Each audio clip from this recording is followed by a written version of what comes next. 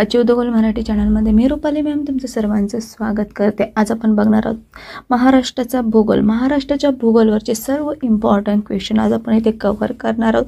येणाऱ्या एक्झाममध्ये तुम्हाला यावर क्वेश्चन विचारले जातील, त्यामुळे एकही क्वेश्चन तुम्ही मिस करायचे नाही। सर्व क्वेश्चन तुमच्यासाठी खूप महत्त्वाचे विथ स्पष्टीकरण मी तुम्हाला इथे सांगणार आहे, त्यामुळे शेवटपर्यंत बघायचे।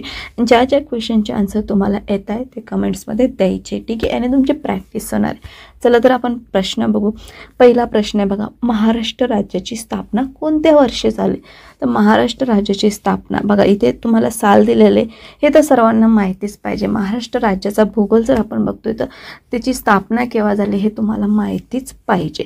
तर 1960 रोजी झाली। आता बघा 1960 रोजी झाली, पण तुम्हाला इथे फक्त साल दिलेले, तुम्हाला महिना दिवस विचारलं तर काय 1 मे 1960 रोजी झाले, ठीक आहे। 1 मे आपण काय करतो बरं, महाराष्ट्र दिन म्हणून साजरा करतो, आणि त्याचबरोबर कामगार दिन म्हणूनही साजरा करतो, हेही लक्षात ठेवायचे। दिनवर तुम्हाला क्वेश्चन विचारले जातात, ठीक आहे। आता पहिल्या क्वेश्चनचं तुमचा आन्सर 1960, ठीक आहे। नेक्स्ट क्वेश्चन बघा, 2011च्या जनगणनेनुसार भारतातील सगळ्यात जास्त लोकसंख्या असलेले शहर डॅश डॅश हे आहे। तर लोकसंख्येवर तुम्हाला जास्त असलेले कमी असलेले विचारले जातात, ठीक आहे। तर 2011च्या जनगणनेनुसार भारतातील सगळ्यात जास्त लोकसंख्या असलेले शहर कोणते? तर मुंबई शहर आहे। किती लोकसंख्या आहे बघा, लोकसंख्या जर तुम्हाला विचारली तर 1,24,42,373, ठीक आहे। एवढं तुम्हाला काही विचारलं जाणार नाही, फक्त तुम्हाला मी त्या माहितीसाठी सांगते। तर एवढ्यावरून तुम्हाला लक्षात येणार आहे की सर्वात जास्त लोकसंख्या कोणत्या शहराची? तर मुंबई शहराची, ठीक आहे। नेक्स्ट क्वेश्चन बघा, खालीलपैकी कोणता महाराष्ट्राचा राज्यवृक्ष आहे? यावर नेहमी क्वेश्चन विचारला जातो। राज्य पक्षी विचारला जातो, राज्य फळ विचारलं जातात, तर तुम्हाला राज्यवृक्ष विचारलंय तर कोणता आहे? आंबा, ऑप्शन नंबर 1, ठीक आहे। नेक्स्ट बघा, महाराष्ट्रातील पश्चिम किनाऱ्यावरील समुद्र कोणता आहे? तर पश्चिम किनाऱ्यावर बघा तुम्हाला जर विचारलं विभाग कोणता आहे, तर पश्चिमला कोणता विभाग आहे? तर कोकण विभाग। ह्याच कोकण विभागाला काय काय अरबी समुद्र किनारा लाभलाय, तो कोणता किनारा लाभलाय? अरबी समुद्र किनारा 720 किमीचा, ठीक आहे। यावर क्वेश्चन विचारला जातो, कोणता तुम्हाला इथे विचारलंय कोणता किनारा लाभलाय, तर अरबी समुद्र किनारा लाभलाय। कोणत्या विभागाला लागलाय? तर कोकण विभागाला लागलाय। किती किमीचा लागलाय? तर 720 किमीचा आहे, ठीक आहे। त्यानंतर बघा, मातीतील वातावरणात हवेचे प्रमाण किती टक्के असते? तर किती टक्के असते कशामध्ये? मातीतील वातावरणात हवेचे प्रमाण किती टक्के असते? तर 25%, ऑप्शन नंबर 3। त्यानंतर बघा, कोणत्या शहराला महाराष्ट्राची सांस्कृतिक राजधानी म्हणून ओळखले जाते? सांस्कृतिक राजधानी, ठीक आहे। महाराष्ट्राची राजधानी काय बरं? सर्वात पहिले मला याचा आन्सर द्या, महाराष्ट्र राज्याची राजधानी काय आणि उपराजधानी काय?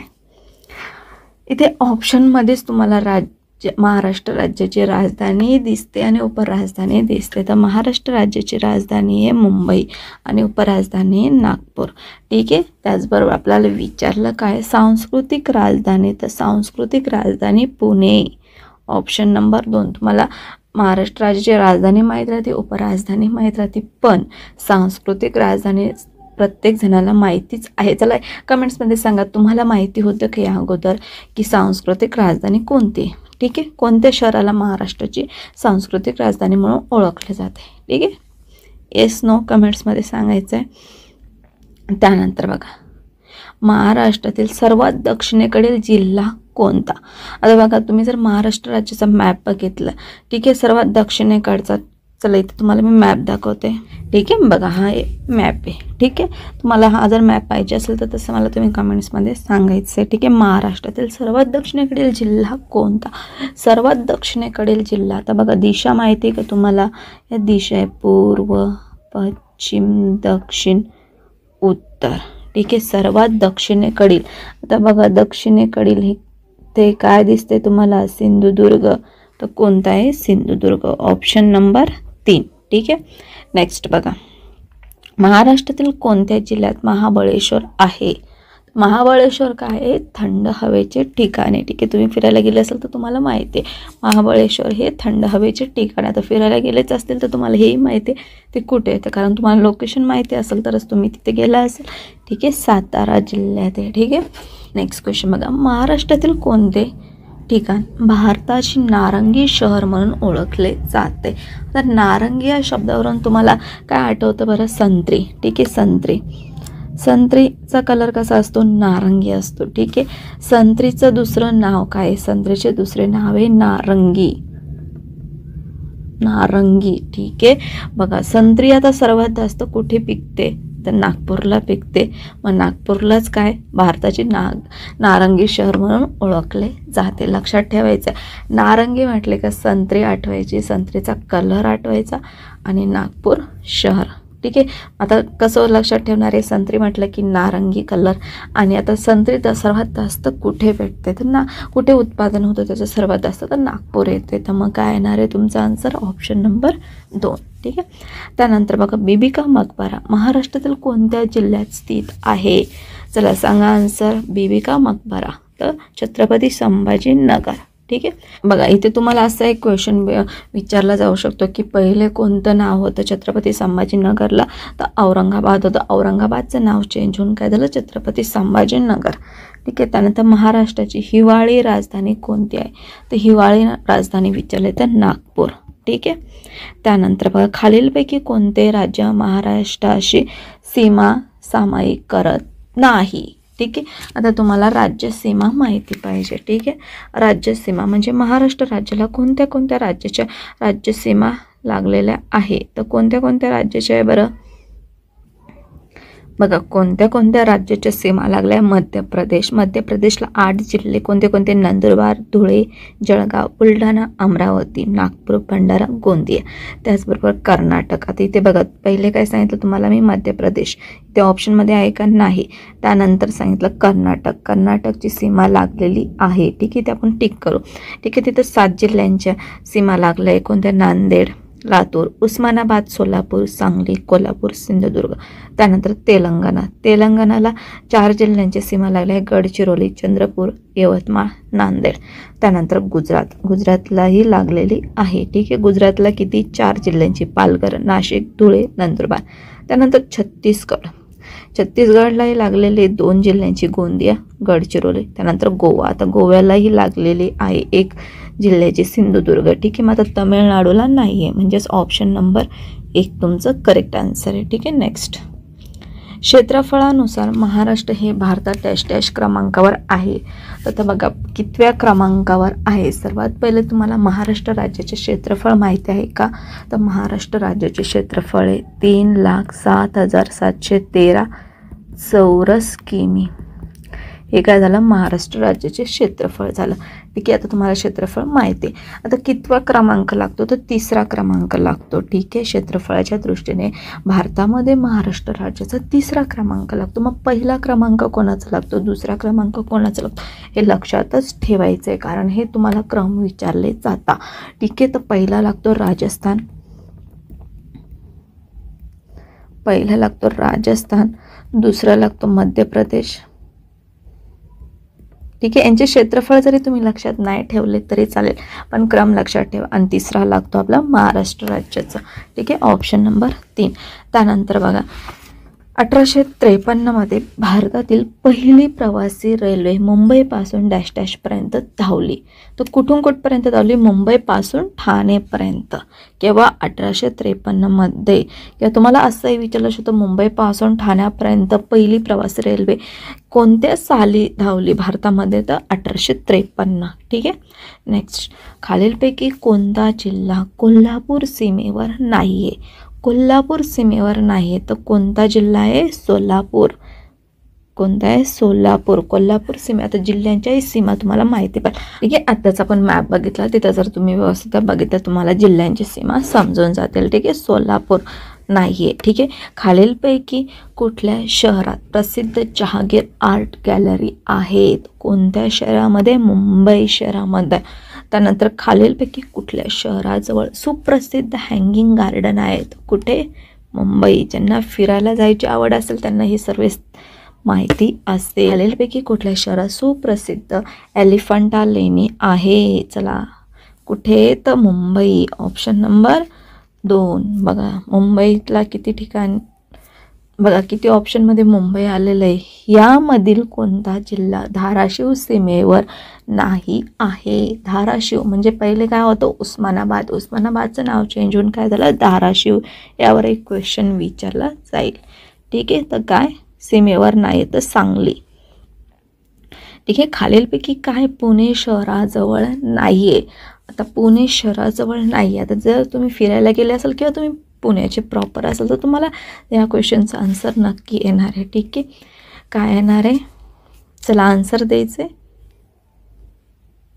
दीक्षाभूमी. Option number 3. ठीक आहे, त्यानंतर सर्वात जास्त लोकसंख्या असलेल्या राज्यामध्ये महाराष्ट्र हे राज्य कितव्या क्रमांकावर आहे? बघा पहिले क्षेत्रफळानुसार बघितला तर राज्या कशानुसार? लोकसंख्या. सर्वात जास्त लोकसंख्या असलेल्या राज्यांमध्ये महाराष्ट्र हे राज्य दुसऱ्या क्रमांकावर आहे.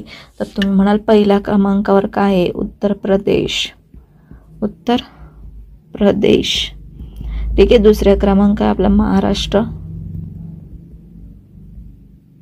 तिसऱ्या क्रमांकावर आहे बिहार.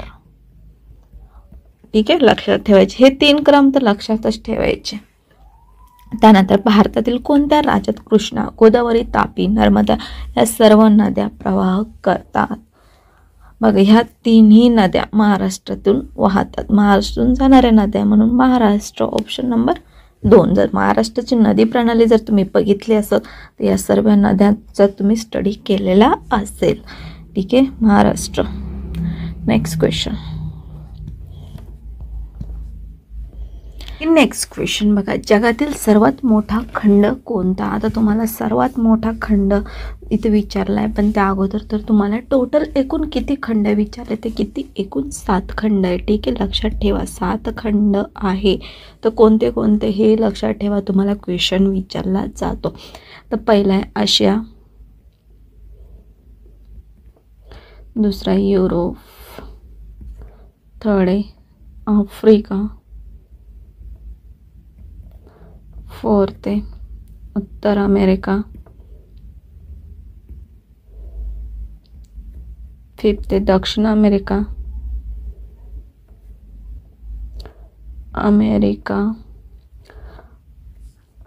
सिक्स्थ आहे ऑस्ट्रेलिया, अंटार्क्टिका.